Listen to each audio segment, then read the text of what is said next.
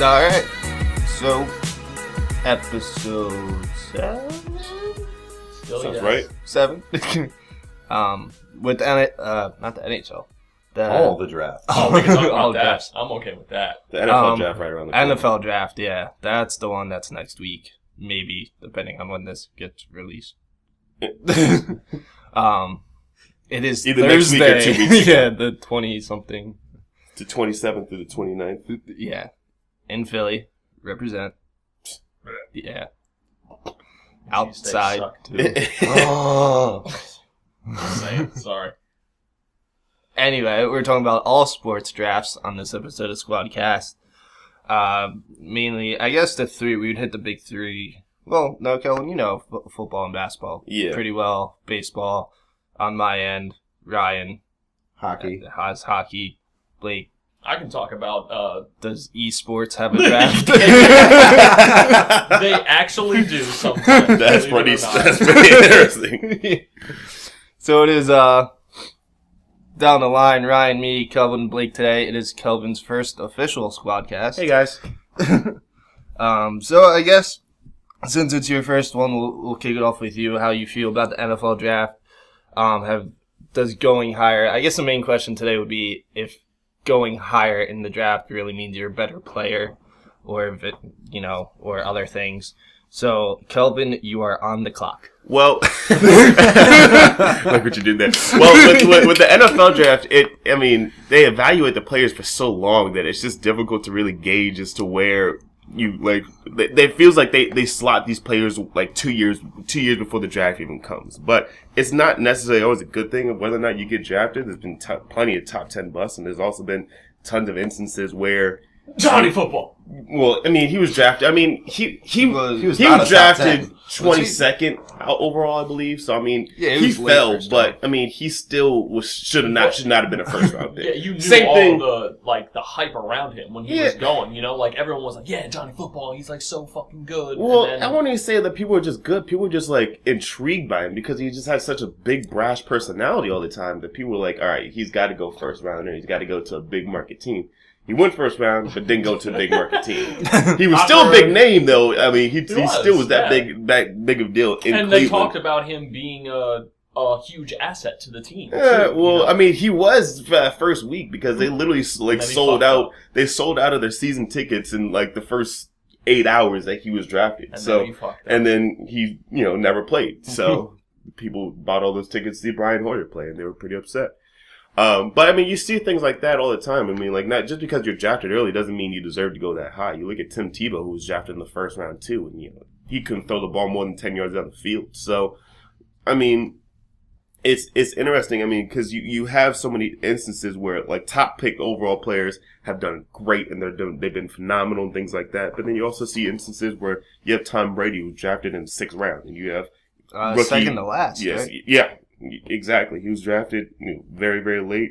You have not even just where you drafted. There's been tons of players who haven't been drafted at all, who've been undrafted free agents that just never that nobody either they've been slept on because they went to a smaller school or they just weren't fast enough or big enough or something like that, and they turned out to be pretty phenomenal player. It's interesting that people put such a high stock on having first round picks and making sure that it's a matter of not only just the pick, but it's also a matter of the player. If you're getting the right player and if you're getting the right kind of person, then they're gonna turn out to be well for your team. Even looking at quarterbacks in the NFL draft, Joe Flacco, I think is the only first round pick quarterback to be a consistent starter in the last 8-9 years. That's true. And he went 18th. I think there's a few. There's a few. Was Matt Ryan first round? But was who? Matt Ryan? Matt Ryan was 3rd overall. Oh, yeah. You have a few of them. Stafford, Matt Ryan. Matt Ryan was same draft year, though, is what I'm saying. It's right. Lately, the last 6, 7, 8 years, the quarterbacking talent coming out of college has kind of tapered off. You're absolutely right about that, too. You can see it with a lot of the systems that the college teams are running, and you're seeing that with a lot of prospects that are coming up, and just especially in this draft. You have the dude Patrick Mahomes from Texas Tech, who never really run a true offense. They do that kind of air raid thing where they just have 5 wide receivers spread out and they're like, hey, run as fast as you can down the opposite side of the field. College is a lot, though. It's a lot of passing. There's not very much run game then. There is if you go to a pro style system, but the thing is, there's not a lot of pro style systems. Exactly. There's like Michigan, like Pittsburgh, Florida State, and like end of list. Yeah, for the most part, really. I mean, going back to Flacco, he came out of a Division II system, and Delaware, I believe, ran a pro-style offense while Flacco was there. Yes. And that is one of the assets that made him such an NFL-ready quarterback. Oh, yeah. He could actually read the playbook and understand what the hell was going on. Yeah, it also doesn't hurt when you can throw the ball country mile, too, you know? Yeah. When he put that ball 70 yards downfield into a box on pro day. Right, yeah. But in more recent years, too, quarterbacks have become a lot more necessary because there's a lot of those old quarterbacks who are actually leaving the league. You know, you have these rookies that were coming in to replace some of the either shitty, worn-out quarterbacks or some of the people who are leaving the league, too. You know, like, there's a lot of rookies in right now. Well, there's a lot of rookies. Just only that. Or fresh, fresh meat. It's just a scarcity of quarterbacks. Everybody wants to find a quarterback, and there's 32 jobs to be a quarterback, but there's only about 20 quarterbacks in the league that can actually play. Yeah. And it's it's weird to say that, but it's true. It's very true. Superstar quarterback is dying. Yeah, I mean, I wouldn't say it's dying because if you can get a superstar quarterback, like the Cowboys drafted Dak Prescott in the 4th round, and nobody would have expected him to be that good. The problem with the way that they're running quarterbacks now is the fact that they want the quarterbacks to come in, and because they're a high pick, they want them to start immediately, and they're not ready. I mean, like when we talk about them coming from a college-style system, which is, predominantly shotgun, there's not much snaps in the center, there's a lot of, pistol formation, a lot of spread option, and things like that. They're not good. There's a huge learning curve for players like that. So what you need to do is you need to have these quarterbacks come in and learn and develop for a little bit, and then work their way up. Dak Prescott was a specific example because he had a ready-made offense around him. That was the biggest thing. He had the best offensive line in the league. He has the rookie all-pro running back with Ezekiel Elliott, and he has good wide receiver and tight end options. So I mean, most of the time you're not going to be in a ready-made system, and that's where a lot of these teams that are drafting high in the draft, they're going to have issues with that because they don't have a ready-made team around them. That's why they're drafting that high, because they have a terrible team around them. Exactly. So with that concept, because I feel like maybe basketball is similar too, but football it feels like there's such a big difference between college and pros. Oh, huge. And with that and basketball, I could make an argument that there's a big difference between college basketball and pro basketball and NBA basketball too. But those two sports seem to be like maybe hockey a little bit too. You basically play for like 2 or 3 years, maybe 1 year. Yeah. Basketball is 1 year, but generally on average 2 or 3 years, and then you jump into the draft. And it's such a big difference in play. Yeah. But with baseball and maybe hockey, I don't know enough about the hockey draft. That's why we have Barry Melrose here today. So I planned a lot of these jokes out last night.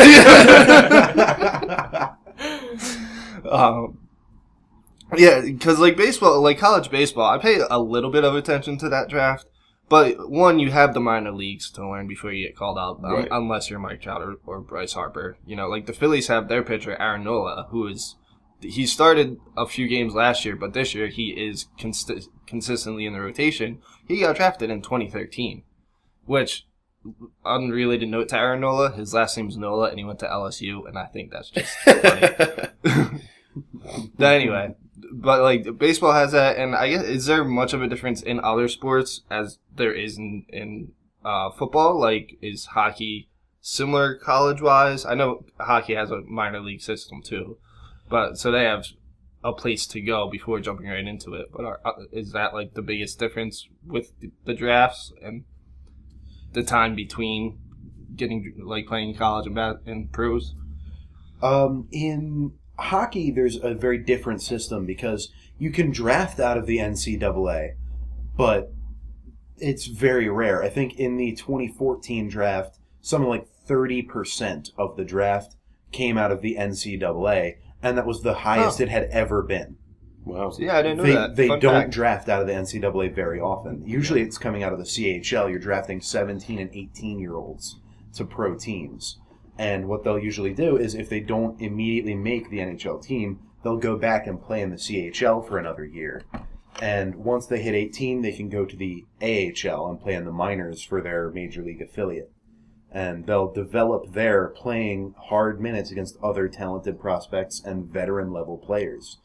You also can draft worldwide out of the KHL in Russia, true, yeah. out of the Swiss and Which is Swedish hugely leagues, different. Germany even.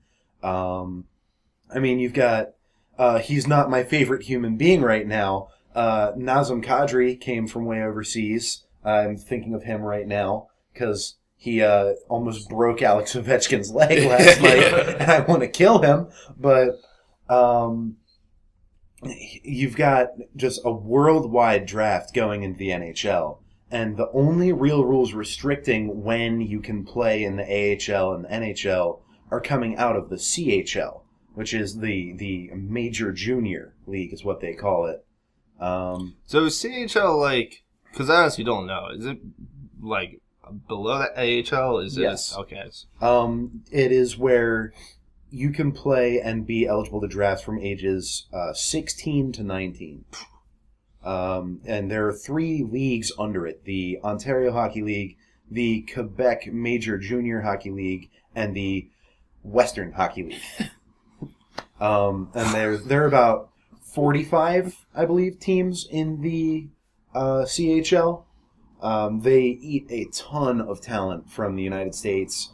They're about 90% Canadian. They also get a ton of European players as well. Also, a few players from overseas, like from China and Japan, have gone to the CHL. Usually not to much effect. But you have to play another year in the CHL after you're drafted if you're under 19. Or if you're under 20, actually. Right. So that's why, what's his name on the Flyers? I think both their guys were 19 this year. And they can't go down to the AHL. So if they're sent down from the team, they go back to the CHL and can't be called back up for the rest of the year. Interesting. Yeah. And another thing that's interesting, when you talk about like the NBA draft, it's very different. I think it's kind of similar to the NHL where you only had to be 1 year removed from high school. So you had to be like 18 or 19 by a certain date, and then you can enter yourself into the NBA draft. So again, you have to be 1 year removed from high school. And a lot of times you see people who just don't even go to college. They just go straight overseas so they can get money if they're in a bad financial situation. Like you look at a guy came out a couple years ago, Emmanuel Mudiay. He got drafted to the Denver Nuggets. He actually went over. He was committed to SMU for a little bit, and then he was like, "Need money, I'm gonna go." So he went straight over to China. He played for the Guangdong Ducks. Obviously. Yeah, obviously. Is that the team Tracy McGrady's on? No. Tracy McGrady retired. That was the Who's on the? Somebody playing in China. It was Stephon Marbury. Stephon Marbury was Marbury. going That's nuts the over there. dude. He had like big time money. He was Yeah. getting like $30 million a year, and they built a statue of him. No, but he played for the something or other Tigers, I believe. But I mean, you see like these players that, and it's difficult for these 18, 19-year-old, players to come out and just go straight into the NBA because these dudes are grown ass men. Like LeBron, like can you imagine coming up 18, 19 years old and like your first game of the season, you're going up against LeBron James? Like that's 6'8", 6'9", 265 pounds. Like he will run through you. And like Unless you're fucking, oh Jesus Christ. Continue. And then- your thought until I remember the fucking Unless you're draft. actually Jesus Christ, then you won't. That would be a miracle draft. and if I then ever did one. and it's just wild, and it's just wild to see. And then also with international players and things like that, like international players become bigger as the game has grown worldwide. I mean, you started off with players back in the day with you get a couple dudes like Manute Bol and Hakeem Olajuwon and things like that. Manute Bol, fun fact, has a son, top recruit, 5-star recruit. His name, Bol. Done. Allen Iverson was the guy I was thinking of, by the way, because he's small and nimble. But, I mean... In comparison. For NBA, yeah. For NBA, yeah. I mean, he's a big dude, but, in comparison to everyone else... I don't think he's... Tiny. From what I remember, he's not ginormous. No, he's like 6 foot. Yeah, he's like... But, I mean... Average weight, too, I'm pretty crossed over MJ. Yeah, he did. He crossed the shit out of MJ. Could you imagine if Allen Iverson was in the fucking league right now? Oh, with all these shooters? If he wasn't, I don't want to say if he was like that great of a shooter. Like, he's not Steph Curry shooter, but that's not what I'm saying. Like, because of all of these shooters that are in the league right now, Allen Iverson would be fucking tearing these kids a new one. He pushes lanes so hard. Yeah, but... I don't know, dude. I think Allen Iverson would be fucking insane in the league right now. Oh, I think he'd be good. Yeah, at, almost 20 years ago now. Yeah. Which is Allen Iverson in his prime in the league now. Like, if Allen Iverson was a top... Allen Iverson, if you're listening, don't unretire. I mean, if Allen Iverson's listening to Sqwadcast, we've made it. Please retweet us. Send us some love. But I watched also join the Sixers. They need some love too. Nah, man. Hey, you're processing, all right? Yeah, trust and that's an interesting segue you can get into because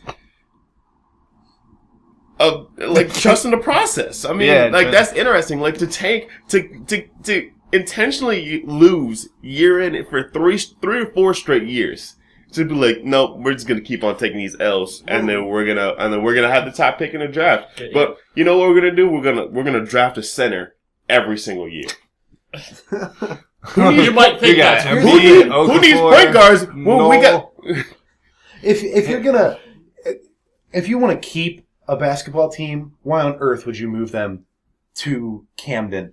Are they moving to Camden, or are their practice facilities moving to Camden? Either way, they're gonna die. Because I think they're going to play in Philly. I don't think Camden's as bad as you think it is, guys. It's actually gotten better. See? In relative to... It used to be the most dangerous city in the world, and then it got like 25 the last time they did that survey. See? There you go. Nice.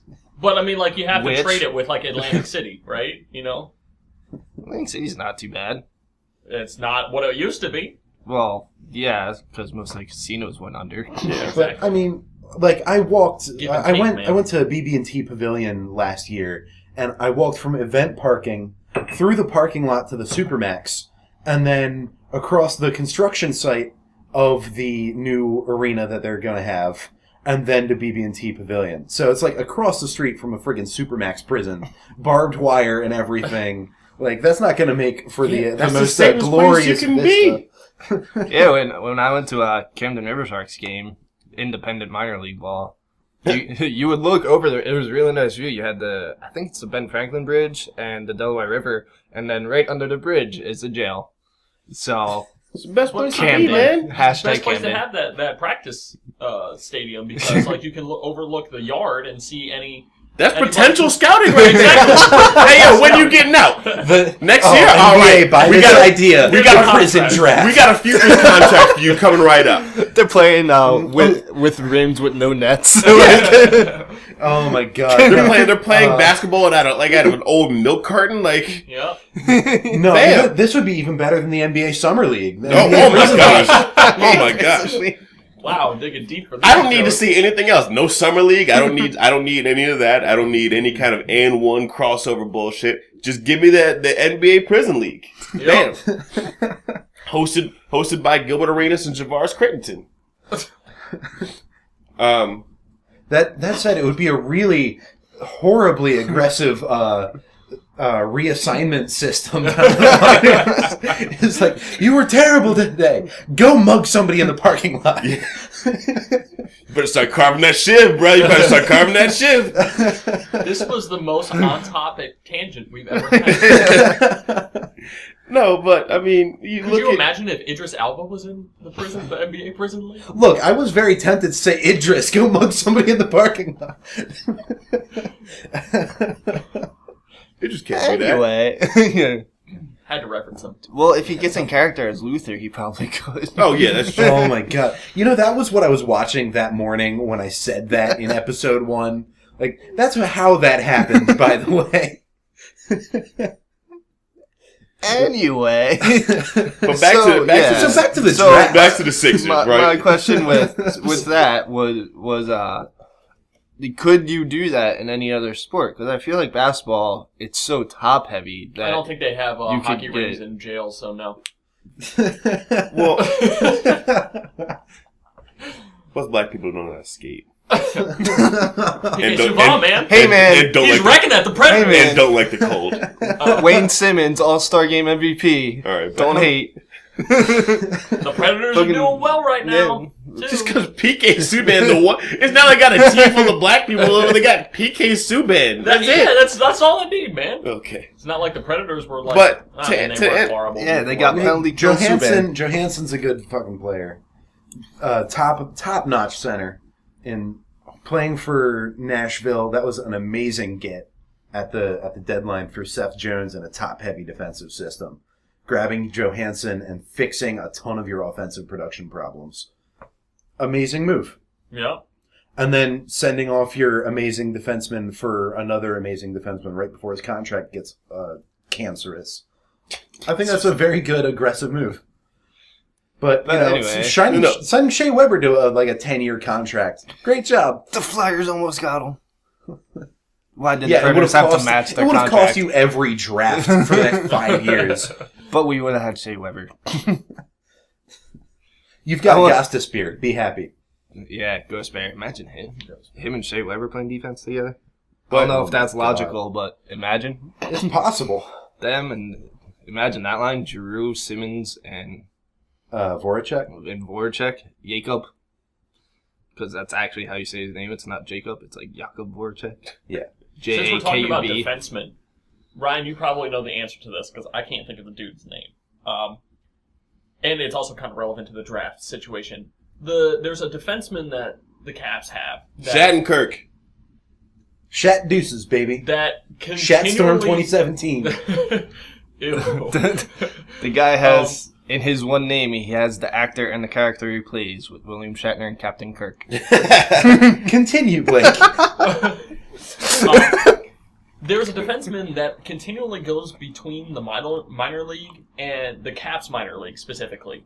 Their feeding team to the Caps. They switch him back and forth. That'd be the Hershey Bears that you're looking for. The Hershey Bears, yes. The Hershey Bears are the Caps. John? Okay. Is his name Johnson? John. What the fuck is it? It's John.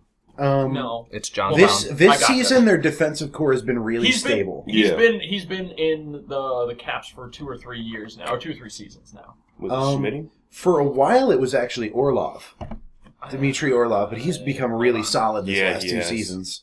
John Carlson, is that him? John Carlson has been top pairing guy for last 5 years. Yeah. So he was in the Hershey Bears for a couple years. He was Carl Alsner's linemate or defensive pairing partner for 5 years, all the way from Hershey. He's been in the Caps since 2010. Yeah, but I think you might be talking about Nate Schmidt. Yeah, that's what I'm thinking. It might have been Nate Schmidt. I know there was someone, and it's relevant because the whole minor league thing, with the draft and stuff, like going into a minor league before you go into the professional leagues. But sometimes they take aspects from the minor leagues, bring them to the professional team as a stand-in or a replacement or something like that, and then they can kind of move them around back and forth. I mean, I know, especially with the fuck is his name? I literally just Taylor Chorney. No. Nate Schmidt. No, we were just talking John Carlson. I know he's been steady for 7 years now. He's definitely had his ups and downs, and his possession numbers are kind of bad. Yeah. But I mean, he's been on the Caps. He's been on the Caps for 7 years. Like they haven't traded him back to the Bears or anything like that. No. In fact, doing that now would be a terrible choice. I think we have a pretty solid lineup right now. And by we, I mean the Caps. We're Caps fans, obviously, if that wasn't... Well, except poor, miserable Flyers fan, Tim. 3/4 of Sqwadcast today is Caps fans. Yeah. I'm a miserable Philadelphia fan. Hey man, the Soul are defending Arena Bowl champions. Oh boy, Philadelphia Soul. Why the Soul? Like, I don't know, man. Why any mascot? Why Flyers? Why Phillies? yeah, that's true. Like, Yeah. Eagles make sense. Yeah. 76ers make sense.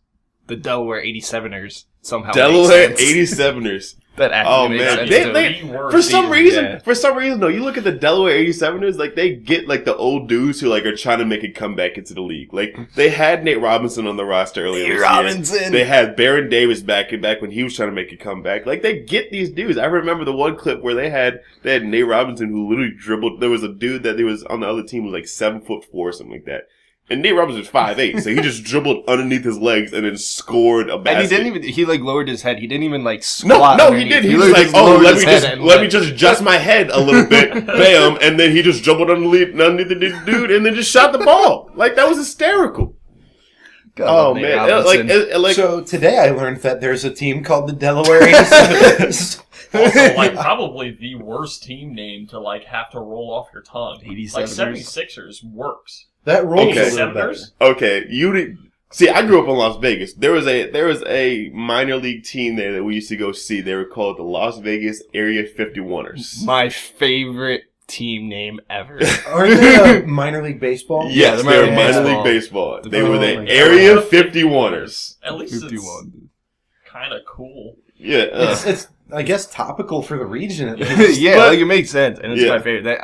I don't know if they changed. Like, I don't understand. at Like, all, I don't but- understand the Golden Knights. I don't understand because Yeah. they live in a desert. Like, You that's literally, okay, listen, you could, we can talk about this for like 3 seconds. You could have literally chosen any desert animal, and it would have been a cool fucking name for Las except Vegas, the Coyotes, because that's right? Okay, taken. I mean, it's hard to take it, right? But like, they would have been the Las you could've- Vegas Jackrabbits. Las Vegas Armadillos, fine, dude. They're both pretty cool. Las Better than Vegas- the Golden Knights.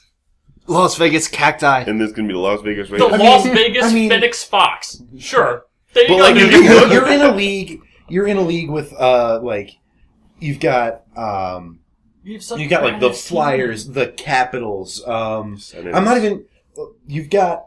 There's actually history behind the Senators, the Canadiens, the Maple Leafs, and the Canucks. As they were all famous regiments of Canadian militaries. And also make sense and are relevant to the region. And I get that, relevant like, to being Canadian. but like the golden, next up, So the moose and the maple syrup. Yeah. But like the Golden Knights. And then you've got the Calgary Flames because it's Calgary, it's hockey Siberia. You need fire. You need to have something on fire near you to live. Calgary's fucking airport sucks. This is a side note. They have really weird art on top of all of the baggage claims. It's very, very strange. Very strange. Anyway. Thank you. Yeah, Thank no you problem. for letting us know. Yeah, in case you guys are ever I definitely needed the Calgary Airport rundown too. So You're welcome. Well, we just brought up the Golden Knights, and I was looking at the way the expansion draft is going to work. Since I'm trying to slowly segue us back into a draft conversation. Yeah. Almost there. Almost there. That's what we're about, right? Baby steps. And I was looking at it. So the Vegas Golden Knights are going into the draft lottery next year with the same odds as the third worst performing team in the league to go first overall. And that's interesting to me. I thought they might have just gotten to go like first or second overall. Right, you would think so, right? You'd think Because so, they have but no I mean, team. because they have no team, and they're have no prior they're stats. forced to pick one player from every team. They have to pick 3 goaltenders by Philip Grubauer because that's happening. So wait, they have to choose a player from each team, like They- a free. It's 30 rounds. They pick a player. They have to pick one player from every franchise. Wow. Yeah, That's like within reason. Free agents, obviously, from each of the teams. Like, they can't just be like Ovechkin. It's like no. No, I think they get compensated. Each team can protect. There are 2 protection schemes that you can opt for. You can protect 7 forwards, 3 defensemen, and 1 goaltender, Wow. or 8 skaters and 2 goaltenders. Wow. And then any player with a no trade or no movement clause is completely protected. Right. And they don't have to go on those lists, Right. I think. But that's insane. Yeah. So actually, I didn't read into any of Yeah, this. So they're getting a high expansions draft are always very weird. I mean, that's like most the way the NHL has always done their expansion drafts is you just take stuff from every team, right. and if the team can actually block your pick, right? Each team gets one block, I think. Mm-hmm. If that player is particularly valuable, it looks like the Caps are going to lose either Karl Alzner or Philip Grubauer are the two guys that are most likely to go. And considering the way Grubauer has played this season and the way Alzner has played this season, by Grubauer, Karl Alzner has not been very good. But Philip Grubauer has been amazing in relief of Holtby. Yeah, he is. Holtbeard. Holtbeast. Holtbeast is how he's referred. A fucking monster. I'm not too happy with biased. this playoff series right now. Not yet. But just the Maple Leafs. He played well last night. At least we're up a game. Yeah, we're up a game, but just the fact we've been giving up like 3-4 goals a game every other night. Like, I mean, this seems to always fucking happen to the Caps, though. They had a hot goaltender as far as like, I mean, every playoff, somebody shows up that we do not have a solution for. Drafts instead of like Cap-centric podcast. I have to vent my misery here. But we were talking about to kind of piggyback on like the idea of expansion, because like I remember when the Texans were the expansion team. Were they the last expansion team? They were in the NFL. So. Yeah, in the NFL that I remember. And like they got like first pick overall. I think they got David Carr, whatever. The one that's not good. Well, it's not like he wasn't good. Yeah, he was from the good. Like he wasn't. It's just he wasn't great. It's just they never had anybody around him. Like they never had any kind of talent. I mean, it was before they took. There was a while before that they were like constantly top 10 in the draft. Like I mean, like right. one right there when they had Mario Williams when they first drafted him first overall. That was a shocking draft. Yeah, because that's he went over Reggie Bush. Very interesting, and that was for as hyped as that draft was. That was probably one of the worst drafts in recent memory that I can think of at the very least. Because I mean, like Mario Williams, right? He kind of fizzled out. Second overall pick was Reggie Bush, and Reggie Bush had nowhere near the kind of career that people were anticipating he was going to have. Got rocked by Sheldon Brown. In the playoff game. They had Matt Leinart in that draft. He's been out of the league for forever. Yeah, he's Vince Young's been out of the league for forever. Who's trying to make a comeback in the Canadian Football League now. Like the best, like it's sad to say, but that's where your career dies. Maybe the best player that's come out of that draft, and it's pretty funny to say that I can remember. I don't remember everybody else from that draft. It's probably Jay Cutler. If Jay Cutler's the best player, and I got to look up that draft again. But that might be. I gotta look at just that first round again. Yeah, and drafts are weird because like I don't remember how the MLB handled it with the Rays and Diamondbacks when they came expansion teams. But I get the baseball draft has the Rule 5 draft pick, which is strange. I don't know if any other sport does a similar concept where basically it's in December because baseball has their winter meetings in December, and they draft. I looked it up the other day. It's something like 8. You have to be a certain age, and then you can go somewhere like Roberto Clemente was a Rule 5 draft pick, Hall of Famer. The Phillies currently have Odubel Herrera. Shane Victorino was a Rule 5 draft pick. So there's like these people that get like drafted in December, but it's not the actual draft. It's like, and you can choose not to draft someone too. It's not like, because baseball drafts normally in June, I think, and that's like the actual draft. And then they just have another draft in December. And I always found that kind of funny.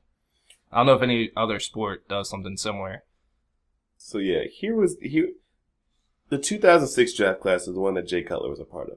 The top 10 was 10 was Matt Leinart, 9 was Ernie Sims, 8 was Dante Whitner, 7 was Michael Huff, 6 Vernon Davis. Look at Vernon Davis. Okay, Vernon Davis. 5 was AJ Hawk, recently retired. Yeah. 4 was DeBrickashaw Ferguson, which is, he was a good pick. Greatest name of all time. Oh, also the greatest name of all time. He's on the all-time He's on the all-name team. All-name team. Yeah, 3 was Vince Young, 2 was Reggie Bush, and then 1 was Mario Williams. And Jay Cutler was 11. But like looking back at the first round of that draft, like you have maybe a few players that are still in the league there. You have Tamba Ali, Antonio Cromartie's not on the team anymore. I mean, Santonio Holmes isn't on the team anymore. Well, Nick Mangold was part of that draft. Oh, Nick Mangold, yeah. Just got released, right? So I guess that brings us back to our main question. Yeah. If going high in the draft for any sport, or does it depend on the sport, mean you're a good player? And I know we discussed college football and NFL is, there's a huge learning curve there, like Calvin mentioned. But does it matter? And does it matter that you were taken, say, 4th or 5th? Or I don't think it really 4th matters. round or 5th round, not overall, in the later rounds? Because a lot of it is prospects, Like, you can play well in college, and this goes for any sport. This isn't necessarily with just NFL in mind. Like, a lot of these players can play well in a college scenario or college setting because they're used to it, they're used to the coaching, they're used to their teams or whatever. And then when it comes to them switching to these professional leagues, they don't perform as well. And going first overall doesn't necessarily mean anything. You are a prospective good player, but it doesn't mean that you actually are. I had a professor at Towson for a coaching class, and he said the worst word you can possibly use to describe an athlete is potential. Because there's no way to grade it. Yeah, and that's very, and that's what you were very saying. true. Right? I mean, you can't judge what they're gonna do. Yeah, you have no idea. Yeah, you can only assume and hope that they're going to be they're going to turn out good. They fit well in the coaching scenario and with the team. They mesh well. And you've got to evaluate where their skills are and how your staff can develop those skills. And a lot of the times these things are completely random. And I'm going to be biased here for a second because I'm a Giants fan when it comes to NFL, but. I mean, it was 12th overall pick, which is still kind of high, but OBJ, he gets drafted, he sits on the bench for his first 2 years or whatever it was, or a year, not even that. Did he sit on the bench? I thought he just was it his rookie year that he? Yeah, I'm pretty sure he broke his leg. Yeah, he was injured. Or arm or something. No, he had a hamstring pull. Hamstring. He had a hamstring pull. I knew it was the leg. He didn't play for the first 4 or 5 because he wasn't 4 or 5 weeks. So because he wasn't healthy. He wasn't healthy enough to play. The reason that he started playing was because Victor Cruz blew out his knee. No, the reason he started playing is because he got healthy again. And Victor Cruz blew out his knee. Well, that didn't hurt. I mean, you had. Victor I'm sure Cruz. blowing out your knee hurt, Kelvin. Okay. But I mean, you had who was it? Who was his Victor Cruz's number 2?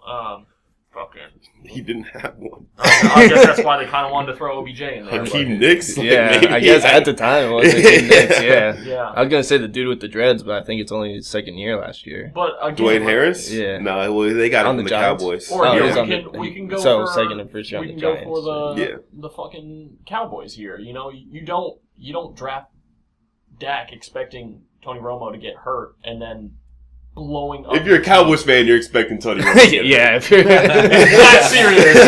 Having this amazing Was quarterback anybody as your expecting number Dak 2. Prescott I to wasn't blow expecting the league up or at Ezekiel fourth round Elliott draft? even. I was expecting Ezekiel Elliott. When you draft Ezekiel a Elliott, running back yes. 4th overall, you want him to run for 1,600 yards. Yeah. That's what I expected. That's one of those few where he was drafted high, got into a really good situation. Oh my gosh, he got into the best situation. As much as that hurts me to say as an Eagles fan, that was a good team that he got drafted on. The Elliott, not Dak. So yeah, he has a good offensive line. He has a good Dak system. too. Dak helped the cause. Yeah, but he wasn't Elliott was expected to be the starter. Dak did enough to keep the defenses honest. That's what he did. He kept them from not needing to load 9 or 10 people in the box. That's what he did. But yeah, you have all these gambles. These any are all quarterback gambles. with reasonable talent is with Dez Bryant to throw to alone is going to keep defenses honest. That's true. Yeah. And Jason Witten's always an all-time great tight end. Jason Witten's a fighter. Dez Bryant will smack you across will the face. maul you if that football is coming in his direction. You're very right about that. But these are gambles. They're all crapshoots. That leads to the question. not counting Tom Brady because we all know his story, I would hope.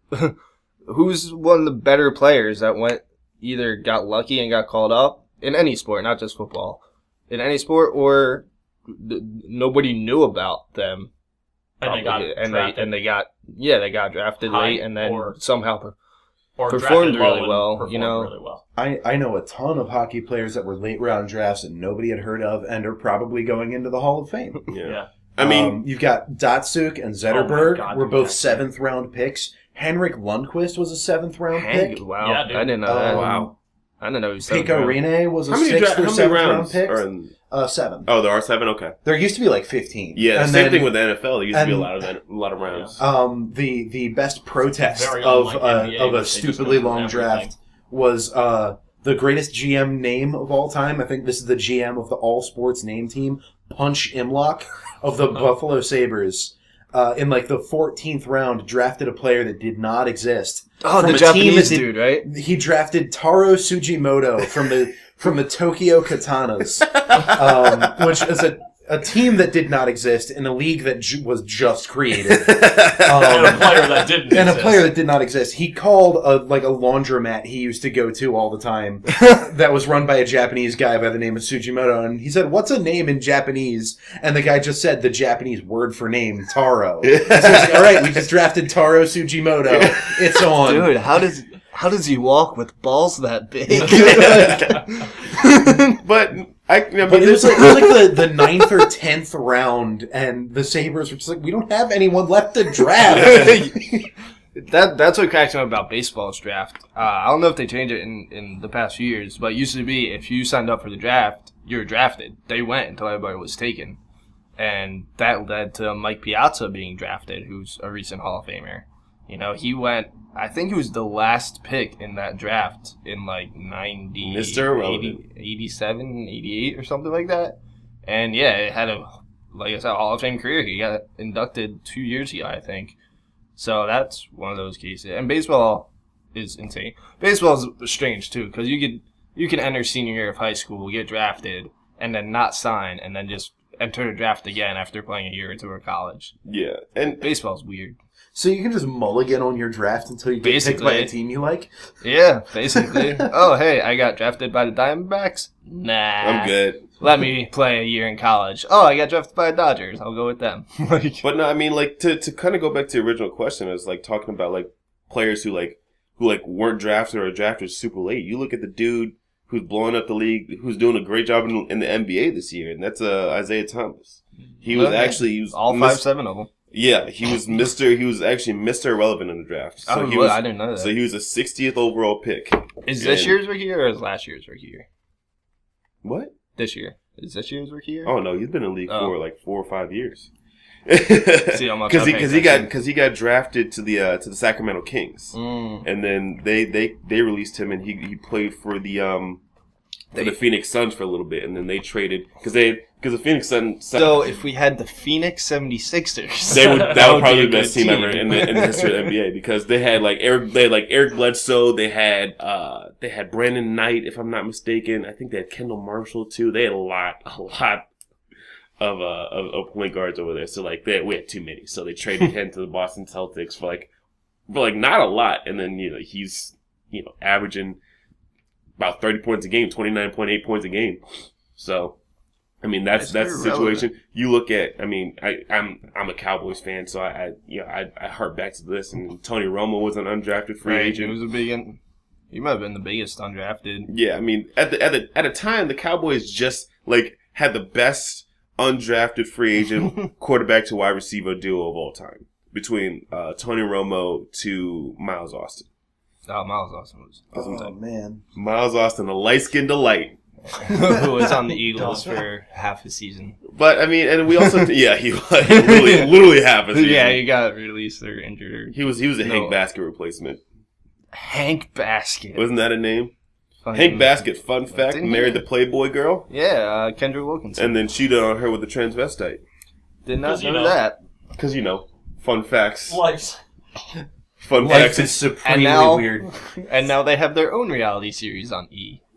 It's not on E anymore. It's on The Girls Next Door is not on E anymore? No. Oh. It's been off for a while because they had the Girls Next Door that was on E for a little bit, right? The Kardashians took over. The Kardashians did take over. Then Kendra and Hank Baskett had their own reality show on E, and then they switched over to a different network. Bravo or something. Something, yeah. One of those white people reality TV show networks. But I mean, the one question that I think we kind of glossed over earlier was just talking about can you tank in any other sport outside of basketball? Yeah, we kind of never answered that question. Well, let's look at ice hockey. Okay. Just because that's absolutely my wheelhouse. Right. Yes. Look at some first overall draft picks. All right. Alex Ovechkin. Right. Sidney Crosby. Austin Matthews. Connor McDavid.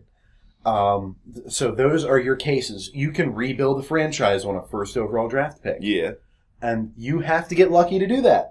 Right. Because sometimes you get Eric Johnson. Sometimes you get Taylor Hall. Sometimes you get Jordan Eberle or Ryan Nugent-Hopkins. Or sometimes you get Taylor Hall, Ryan Nugent-Hopkins, Jordan Eberle, and still don't do well until you get Connor McDavid. Well, I think that would be in part of drafting young, but then you don't have anybody. Our team's good now. Like, you need a seasoned vet or two on the team.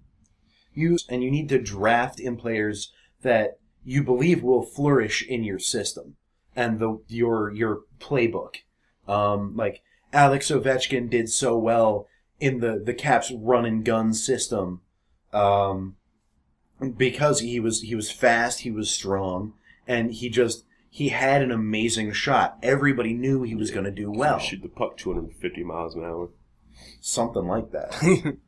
But when you talk, and then when you talk about, I think with football, I think it's hard to do that tanking system because it's such a physical sport.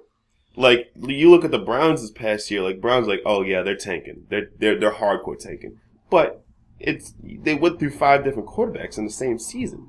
Yeah, that's so I mean when you do that, I mean, you can just injure people. Like, I mean, the 76ers were able to do it because they had for whatever reason they had the ownership who was like, yep, I'm down with this plan. You said you want to be bad for 5 straight years? All right, cool. I'm down with that.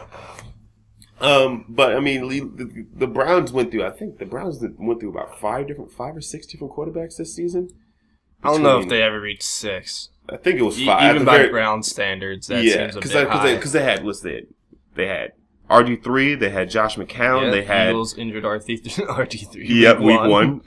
Then I think Josh McCown was injured week 2, and then they had Cody Kessler, he got injured. Then they had Charlie Whitehurst at one point.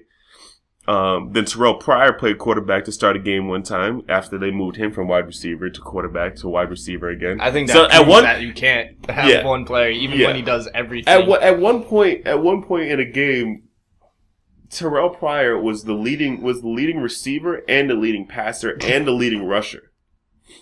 All in the this is like in the first half of a game. So like I think it's difficult to tank because first of all, you're not gonna find a lot of ownership that wants to do it because the owners want to make money, and it's hard to do that when you're putting a failing product on the field or a quarter play or whatever. Yeah, fans don't want to watch their team lose. No. Yeah. The Browns. Browns fans are hardcore. They sure are. After they got football, shout outs to Bill. Oh my God! How does he put 60 people together every like that? week, man? Oh my God! I don't know who Bill is. The guy runs the Browns backers. On the patio every week. So I mean, it's glory days. So I know that once he set up, I know there was a guy like in charge or who he was. Yeah. It's tough to do it year in and year out. And again, like you don't know what you're going to get in the draft. Like the 76ers have been doing this for years and they still don't know what they have. Like they had what Nerlens Noel. They traded him away. He's gone. Embiid was he the first one? I believe so because Embiid's been in the league for like 17 years. Yeah, he's a 17-year vet.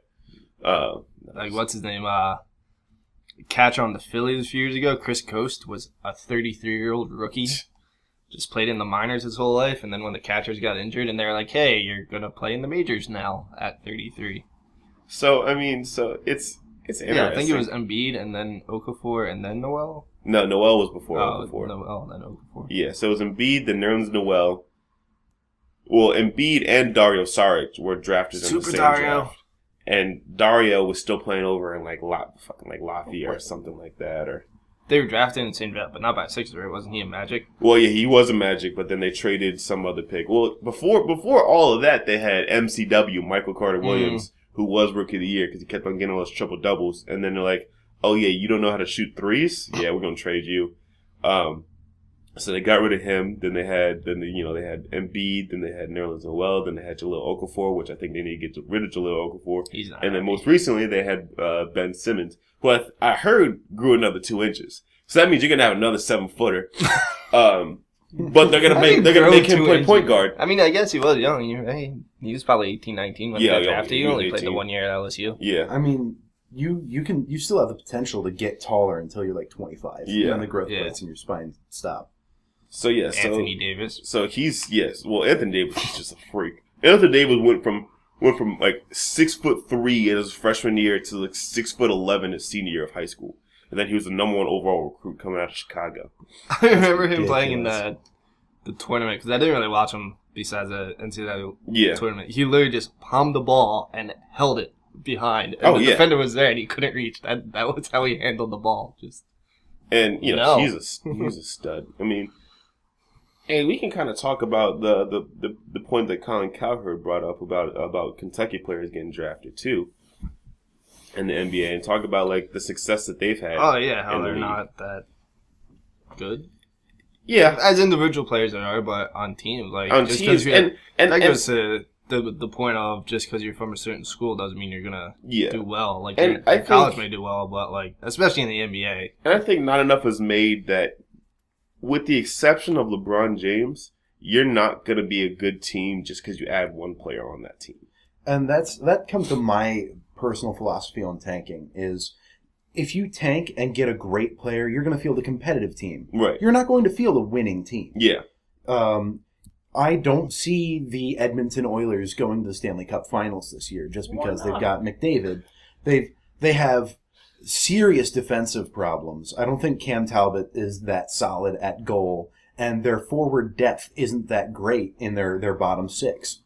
But they got lucky, but they're not Stanley Cup. They're not Stanley Cup caliber. It takes a few years to build around a guy like McDavid. I mean, you've got Nugent Hopkins, you've got Eberle. Like, those are some solid players. You've got Lucic. Like, holy crap, they got Lucic. How did they do that?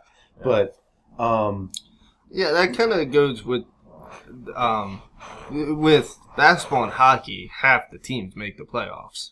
Yeah. So I think that's a fault in that too. Like, if you're saying baseball, before they added the second wild card, it was only it's 20 or 25% of the league made it, and so like maybe you do like Bryce Harper on the Nationals. I guess proves that point too. Like the Nationals, did they even make it to championship series since Bryce Harper's been on? I don't think they have. I think they've only made it past to the division and lost every year they've had Bryce Harper. Yeah, exactly. Like it takes more than just the one player to get to not only be competitive but to win. With the exception of LeBron James, who literally can take any team that he's been on in the last 6 or 7 years. That's why I cheer for LeBron. I don't cheer for a team he's on. I don't really cheer for him anyway. I just say, okay, whatever team LeBron is on, they're going to win. Yeah. And it's simple as that. I mean, he's insane. The other night he had 28 points in the third quarter. His stat line was so good in one quarter that it could be what a person averages through an entire game. Like through an entire series.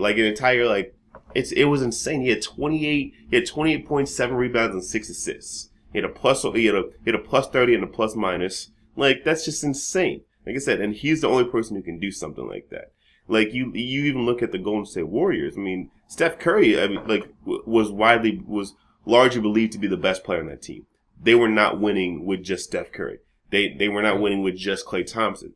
When Draymond Green emerged and he became as good of a player as he became, that's when they really started to take over.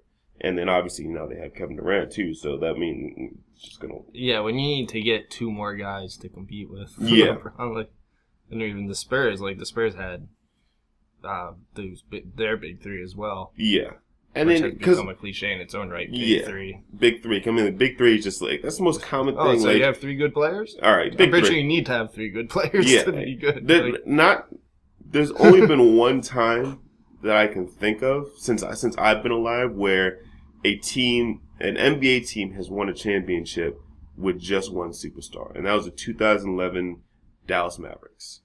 Dirk. With Dirk Nowitzki, and they had no one else. Yep. And that was the only time I've ever seen it where a team has won with just the one superstar. So it's not easy to do, and that's where the draft comes in a lot of big times where you need to continue to draft. But the NBA draft, you look at the NBA draft, it's so weird because the Boston Celtics traded what's her face, Paul Pierce and Kevin. Did you say what's her face? What's his face? I said what's her face? What's Paul Pierce? Paul Pierce. What's her face? When the Boston Celtics traded Paul Pierce and Kevin Garnett to the Nets, that seemed like that trade was forever ago. Kevin Garnett's not even in the league anymore, and the Celtics are still getting picks from that trade. The Celtics have the best odds for the number 1 overall pick in the draft, and they're the 1 seed in the East. That's what I don't get about drafts. I hate when teams trade for draft picks because it's like if they made a trade this season in 2017, right? They'd be like, all right, we're going to trade you a guy now for a 2018 first rounder, 2019 second rounder, and a 2020 6th round pick. And you're just like, why does this matter? And then 5 years later, you're like, it's like, oh yeah, oh, that's why it mattered. And then with the NFL, you have the compensatory picks too, which is where you get picks for the free agents that you lose. That's a funky rule. Yes, it's a very weird rule. And and prior to this year, you couldn't trade those picks, but you can trade those picks now. So I'm gonna since I'm a Cowboys fan, I'm gonna go back to it, because that's what I'm gonna do. But I mean, Dak Prescott was a compensatory pick. He's a pick that the Cowboys got for losing DeMarco Murray to the Eagles. So thank you, Philadelphia Eagles, for Rain Dakota Prescott. Yeah, signed with the Eagles. Cowboys get that pick, and then he has one terrible year because he was in the wrong offensive system. Then goes to the Titans, and actually has a fairly good year from what I remember. But he was good. And he was in the top 5 in the league in rushing. Yeah, and it was wild because the top two leading rushers in the NFL were both rookies, between Ezekiel Elliott and then the far lesser known Jordan Howard, who got drafted out of Indiana to Chicago Bears. But it's the idea of compensatory picks are just so weird. But you can only get a certain amount. You can only get up to 4 or something like that, and you can't get greater than a 3rd round pick or something like that. So if and you can only get compensatory picks is if they leave as a free agent and instead of you cutting them. So if the Cowboys were to, if Tony Romo, for example, if Tony Romo were to still play and the Cowboys cut him and he signed with somebody else, they would not have gotten a compensatory pick for it. Because they cut him. Because it was a logical decision. Yeah, and it was something that makes sense. It's not really compensation means you have lost something. Right, exactly. So you can get, so it's interesting in that aspect. But that's weird. I guess is the moral of the story. Yeah, and like I said, it's not. And to go back to the very initial question, it's it's interesting that you need to evaluate the character of the players more so than the overall team. Yeah, I always think intangibles should be higher value. Yeah, higher valued than and that's a perfect example with Johnny Football. Johnny Football, Jamarcus Russell. Kind of hard to not foresee Johnny Football becoming full of himself once he got. Yeah. Well, he was already full of himself when he was at A&M. Even more so, and then fuck up somewhere along the road. It was bound to fucking happen. I feel like NFL is probably the biggest one because Bryce Harper is hot-headed too, but he's still playing. Right, yeah. And he doesn't really do anything off the field. He's just cocky on the field. But see, NHL, that's the difference with like Johnny Football. Yeah. But it's happened in football quite often, though. You get a guy who's just, okay, he's a 19-year-old first-round draft pick. He maybe won the Heisman the year before, was a Heisman finalist, so he thinks he's the shit, and then gets drafted at NFL, and Ray Lewis pops him a new one, and then, you know. Or so, you have fucking dumb people like Plexico Burris who shoots himself? Who shoots himself literally in the middle of a fucking club because he forgot to put the safety on. Well, that was also he was wearing sweatpants in a nightclub with a loaded gun in his pocket. Yeah, pretty dumb. Yeah. So I mean, but like I said, so like you look at the draft coming up. I mean, it's difficult because you look at a dude like Deshaun Watson who, for all intents and purposes, like he's been a 3-year starter at Clemson. He started as a true freshman. He started there. He went to the national championship back-to-back years. Won it one year. Should have won the year before. But people are like, could be a second-round draft pick. That's what I don't get. He's never had any kind of dust-ups off the field. He's led his team to back-to-back national championship games where he's literally torn apart the best defense that college football has seen in the last decade. And since the U had their great recruiting classes. And he's done it almost single-handedly. Like, I mean, he's had good talent around him, but it comes down to him. It comes down to him. Like, yeah. So I think he's one of those. We'll see where it goes, but I think he's the case of he should be higher than it is, and he'd be worth it being higher than he is. Yeah, whereas some other are like, oh well, he won what's his name? Who just won that? Lamar Jackson. Lamar Jackson. Yeah, he just won the Heisman, and I don't think he's entering the draft this year. No, he can't. He was only. Well, hypothetically, So hypothetically, if he did, coming off his one good year, I think that would be the case of, being bad because he only had that one good year. Yeah, when you see Deshaun Watson is a smart kid, right? He has good. He graduated as a junior. As a junior, yeah. He's good, moral-wise as well. Like you said, no off-the-field stuff. So. Yeah, there's no off. I mean, and he's won. And when you talk about people like Lamar Jackson, that's another situation you're going to get into because how different the college and pro game is. Like Lamar Jackson, sure, he's a quarterback in the college level. He won't be in the pro level. He has no accuracy. He could throw the ball a country mile, but that's about it. He's just fast and he's explosive. He's going to be a wide receiver in the next round in the NFL. It's as simple as that. I honestly didn't know he was quarterback until about halfway through the season. Yeah. No, for real. You don't see him throw the ball as much. Like League. most of his, if you look up Lamar Jackson, most of his highlights are him running the ball, jumping over somebody. Yeah. And he's like, okay, maybe he'll throw the ball down the field, but he has a strong arm, but that's about it. He has no touch, he has no finesse on the ball. Yeah. So I mean, so that's where the difference is between college and pro football, especially because like you can see college players and be like, oh, he's a great college player. Like, he's phenomenal. He's a great athlete. Yeah, exactly. But I hate that term so much. But I hate saying if somebody's good enough to be even a top 10 draft pick, they should be a good athlete. Right. I hate when they're like, oh, he plays college football. He's big. He's athletic. They're all big and athletic. That's why that's what separates them from us. Yeah. That's why I'm not being drafted this year. Now, why are you calling people athletic? Like, that's what Colin Cowherd said about Brock Osweiler. And he was like, oh, he's tall, he's, athletic, but he just doesn't throw it, and he doesn't look confident. I was like, I hope he's athletic. Yeah, I would he's hope terrible, but sports for a living. Yeah, he's in the NFL. He's terrible. Yeah, I'd hope but I don't he's better have than a real the life people. I hope I don't draft a real life human goofy like. Yeah, I think the exception to that rule would be what's his name, Vince Wilfork, though. Well, that dude's huge. Yeah. God, I'm trying to remember. He is athletic, but he is I'm trying to remember who failed their conditioning test. It was a big deal. They actually failed a physical. Yeah, I love it when that happens. Somebody gets drafted or traded, and it's physical pending, and they're like, "Oh, whatever, he'll pass," and then they don't. You're like, "Oh, never mind." Yeah. Trade didn't happen. Yeah, trade never happened. Yeah, so I think it happened with a baseball player recently too. I don't know if that's who you're thinking of. That was 2 years ago. I was thinking of but it happened in the NFL. Wasn't I want to say Ndamukong Suh, when he first came out, he failed his physical because he was way overweight. But I could be wrong. he's been traded twice since he got drafted on 2 different teams since.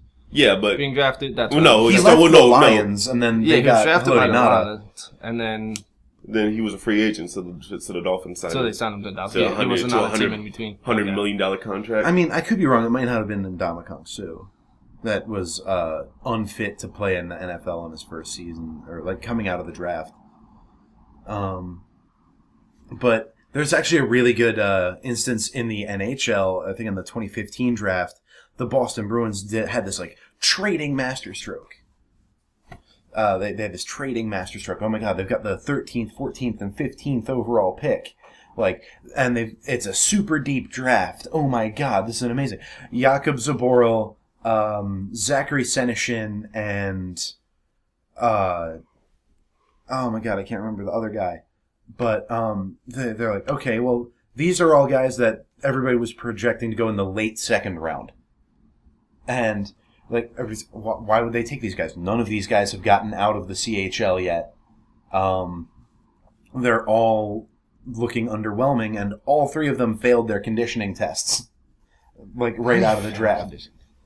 All 3. Like all 3 of them failed their conditioning tests following the draft. Jeez. And just that was the Boston Bruins in 2015, and then they lose Milan Lucic. They trade away Dougie Hamilton. I don't know what the hell they were thinking. I think that might go to an attitude thing too, which is another tangible. Like when Sue was on the Lions, they were bad when he first got drafted, if I remember correctly. They got better, That's obviously. Why he was the 3rd overall pick. Yeah, so they were pretty bad, and I think if you're too cocky, you're just like, well, I'm not going to play for these guys. I'm not going to put in my full effort off the field, like working out and staying in shape, and I think that's why what's that test that the NFL does for quarterbacks or any player, the IQ test? The Wonderlic? Wonderlic, yeah. Like, I think that's important because it's like, okay, it shows... I don't know what it measures exactly, but it doesn't measure anything. It doesn't. Okay, maybe it's not as important as I thought it was. Okay, fine, it's irrelevant. Like Isaiah Thomas, it's irrelevant. Then fine, but I think they should be. I guess when it's saying off, that one. Yeah, I don't know. It should be intangibles should be graded higher. You can, I mean, like, and you should be able to tell. You should be able to see when you interview the player. Is that they're intangible. I know there's no actual way to measure, but there is a fairly good, like, if a kid walks in a suit, or at least dressed nicely, and he's well-spoken, right, and he, like, handshakes and says, like, sir, or please, and stuff like that, whereas a kid just slouches in, and he's like, why do you want to be an NFL player? And he's like, because I want to make a lot of money. Like, there should be a way to tell. Right. And well, that's why they do the pre-draft interviews to gauge those. Because they have sometimes it still doesn't work though. Like that's the thing. God, I wish that existed. Who's ever interviewing it? Like didn't work with the Oakland Raiders when they drafted Jamarcus Russell. What's the first thing you're gonna buy? All the steak. That wasn't even that. It wasn't even that. It was all the lean. It was all the codeine syrup. Because that's what he was drinking. He was drinking all that purple drink, and that's why he's 350 pounds. And I wish that test existed for a lot of different things, honestly. The what? Like any kind of intelligence test, just to be able to, like, function in society or like whatever. You function in society? A huge thing comes to mind when this is a huge tangent, sorry, but that new fucking song that came out with Lil Yachty and Migos, the Peekaboo. Can't believe this man said she blows my dick like a cello. My man says, obviously never, ever in the history of life seen a cello in his life. Maybe a piccolo? Anything, dude. Literally could have that been would have been better. Yeah, I think so. A recorder? You didn't play the recorder when you were in second grade or whatever? Not Amigos. They were getting too turned up. Yeah, I was gonna say. But it was Lil Yachty that did it, right? No, it was his line. Yachty. He even tweeted about it and misspelled cello. You should not be a rapper if you can't, like, you're supposed to be a lyricist or whatever, but, like, you're such a fucking idiot. With the exception of, like, 3 rappers today, like...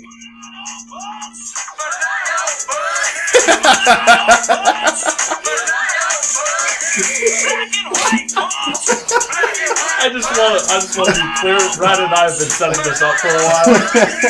We've been planning this for about 25 minutes. I was like, the next big tangent.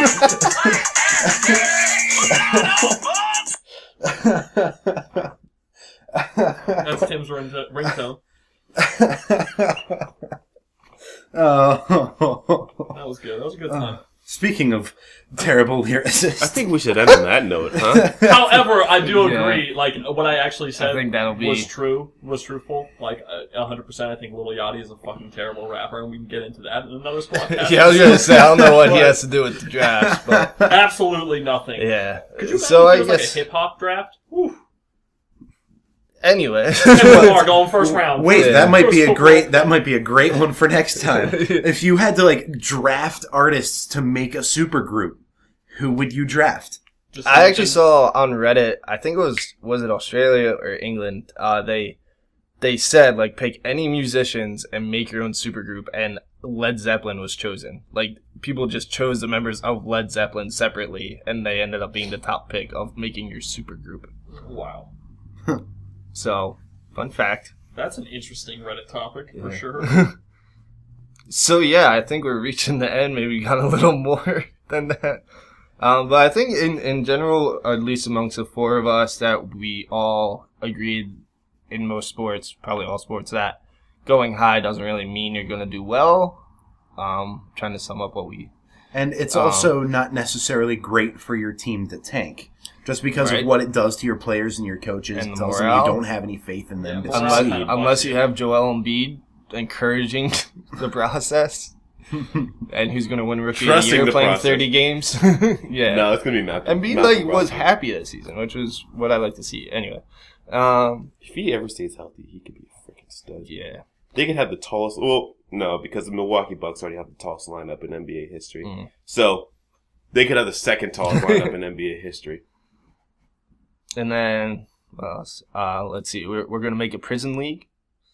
And The NBA Prison League Yep. coming next summer. And Oh, that's gonna be so much college is not the same as pros. It's I basically think the it's- next XFL, but like with basketball.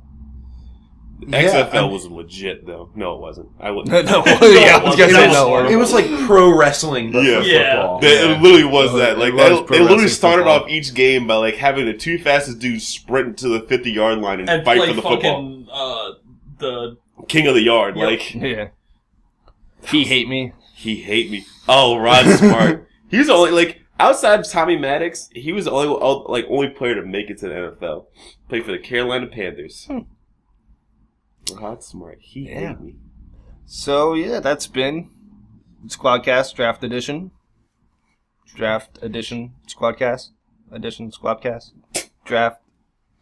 I like that we did a draft Sqwadcast without talking even a little bit about this year's draft. I think that was an amazing job, guys. Yeah, somehow job, we I said Deshaun Watson. yeah, we talked about Deshaun Watson. Okay, fine. That's about it. Yeah. Fine. didn't even talk about the don't upcoming even- Myles draft. Garrett. Bam.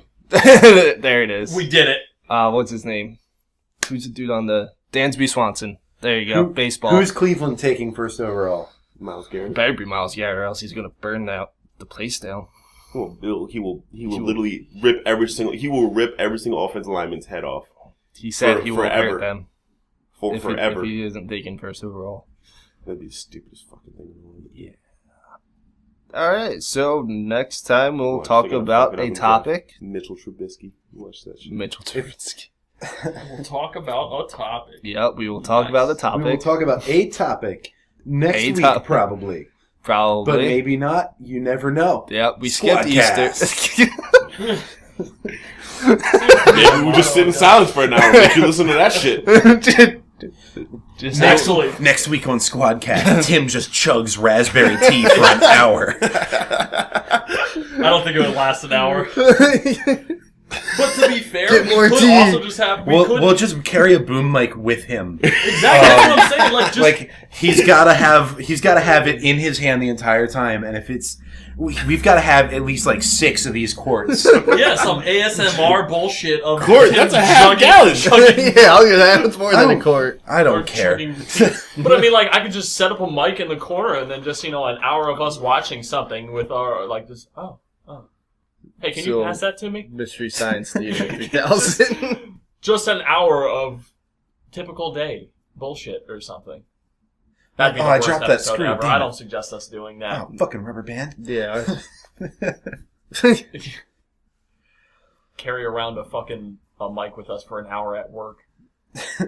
At our respective jobs. Oh, God. The Bar Louie cast would be ridiculous. But, like, you don't stop and, like, have kids. everyone talk. You just, like, actually do your job with a mic attached to you for an hour. Oh, my God. Yeah, that would be awful. Where's my fucking food? It would be a lot of us joking around with Damien and me yelling at Matt for no reason. Sqwadcast out. Sqwadcast out. I was going to say before you start ranting about our person.